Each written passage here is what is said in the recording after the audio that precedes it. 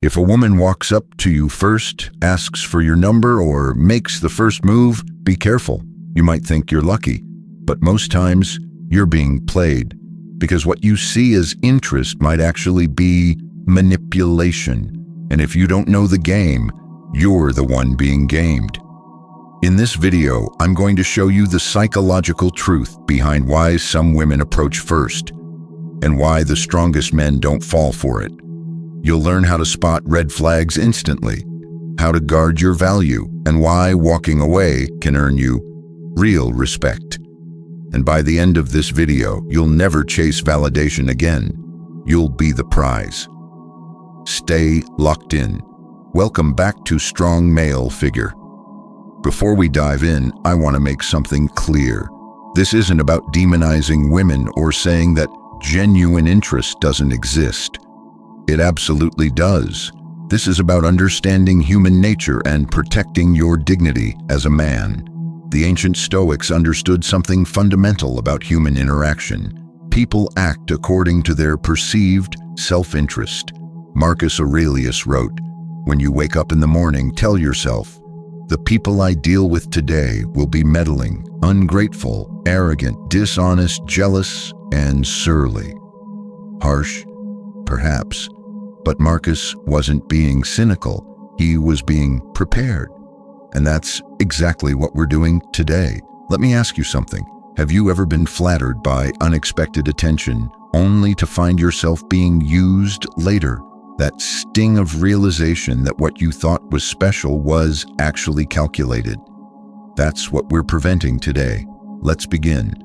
First, we need to understand what's happening psychologically when someone makes the first move. In natural human dynamics, pursuit comes with risk. The risk of rejection, the risk of humiliation. By taking that risk, a person demonstrates perceived value. Seneca, the great Stoic philosopher, once said, "What is offered for free is always suspect." And while he wasn't talking about dating, the principle applies perfectly. Let me tell you a story about Diogenes, the Cynic philosopher who influenced Stoicism. Once, Alexander the Great, the most powerful man in the world, approached Diogenes while he was sunbathing and offered him anything he wanted. Diogenes simply replied, "Stand out of my sun." He understood something powerful. When someone offers you something too easily, question their motive. Now, there are primarily three reasons why someone might approach you first. 1. Genuine attraction and interest, rare but real. 2. Temporary validation seeking, more common. 3. Strategic manipulation, dangerously common. The first category, genuine interest, comes from a place of authenticity, but the second and third categories come from a place of need or agenda. And here's the crucial point. You can't tell the difference at first glance. This is why Epictetus taught, first say to yourself what you would be, then do what you have to do. Define your standards before you're tested by them. So how do you spot the difference? Here are 5 red flags that signal manipulation rather than genuine interest. First, excessive praise too early. If she's complimenting things about you she couldn't possibly know yet, your character, your integrity, your different nature, she's creating a false intimacy. The Stoics taught us to be wary of praise. As Marcus Aurelius wrote, "How much time he gains who does not look to see what his neighbor says or does or thinks, but only at what he does himself." Second, watch for inconsistency. Is her level of interest wildly fluctuating? Does she run hot and cold? The manipulator creates insecurity to keep you off balance. Third, pay attention to her social media behavior. Is she constantly seeking attention from a wide audience? Does she seem addicted to validation? This suggests a pattern of behavior that will eventually include you. Fourth, observe how she treats others, especially those who can do nothing for her. As Seneca advised, regard a friend as loyal, and you will make them loyal. Fifth, and most importantly, Notice if she respects your boundaries or tries to rush intimacy, whether emotional or physical. Rushed intimacy is rarely about connection, it's about consumption. Remember, as men pursuing Stoic principles, we're not interested in playing games. We're interested in truth.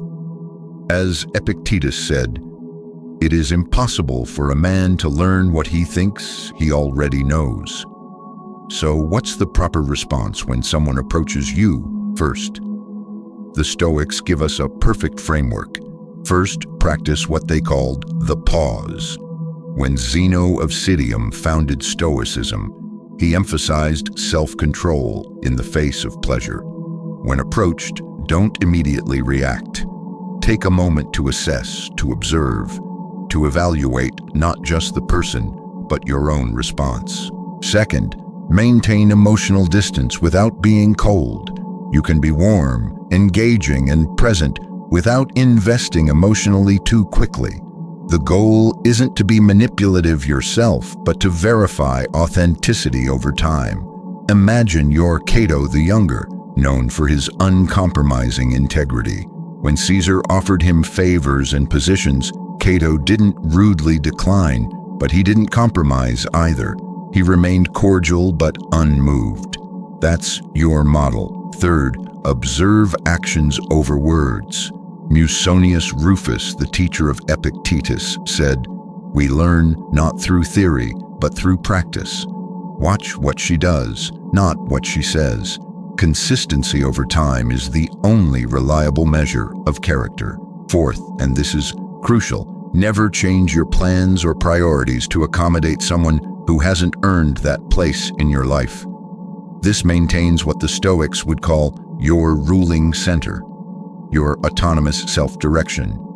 And finally, be willing to walk away at the first sign of manipulation, not angrily, not dramatically, but simply and finally. As Seneca wrote, "He who has learned how to die has unlearned how to be a slave." Remember, your dignity is non-negotiable. Now let's talk about the positive side. How to become the kind of man who attracts genuine interest, not manipulative attention. The Stoics believed in focusing on what you can control. You can't control who approaches you, but you can control who you become. Marcus Aurelius wrote in his Meditations, "Waste no more time arguing about what a good man should be. Be one." First, develop what the Stoics called arete, excellence of character. This means integrity in your words and actions, strength in your principles, and consistency in your behavior. Excellence attracts excellence. Second, cultivate self-sufficiency. The man who needs nothing is offered everything. When you don't need validation, you become magnetically attractive to those who value authenticity. Third, maintain perspective. Epictetus taught that we should remember how brief our time is.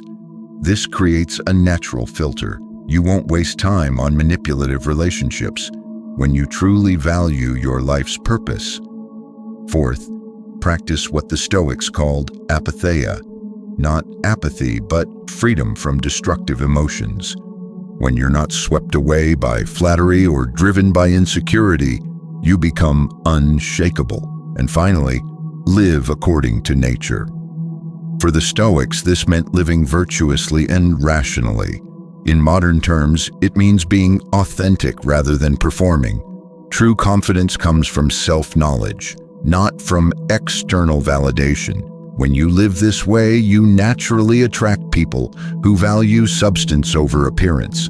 And more importantly, you'll immediately recognize those who don't. So let's bring this full circle. When someone approaches you first, they're either seeing your value authentically or targeting you strategically. Your job isn't to become paranoid, but to become discerning. The Stoics practiced what they called the view from above, seeing situations from a higher perspective. When someone approaches you, take that higher view. Ask yourself, what's really happening here? What are the patterns? What's being offered and what's being sought? Let me leave you with this story about Epictetus. As a former slave who gained his freedom, he understood better than most the value of personal dignity. He taught his students, make it your study not to be carried away by excitement. When someone approaches you and your ego gets flattered, remember Epictetus. Appreciate the attention without being carried away by it. Verify character before investing emotion. If this message resonated with you, I want you to do 3 things. First, the next time someone approaches you, practice the pause. Just take 5 seconds before responding. Those 5 seconds can save you months of manipulation. Second, review your past relationships honestly. Look for patterns where early pursuit led to later problems. Understanding your history prevents you from repeating it. Third, share this video with one man who needs this message. We're building stronger men, one conversation at a time. If you're new here, join our community of men committed to Stoic strength and dignity. Hit subscribe, turn on notifications, and check out our playlist on maintaining frame in all relationships. Remember, you are the prize, not because of ego, but because of integrity. As Marcus Aurelius said, the best revenge is to be unlike him who performed the injury. Value yourself enough to verify the intentions of those who approach you, and you'll never be played again. Until next time, stand tall, think clearly, and protect your dignity.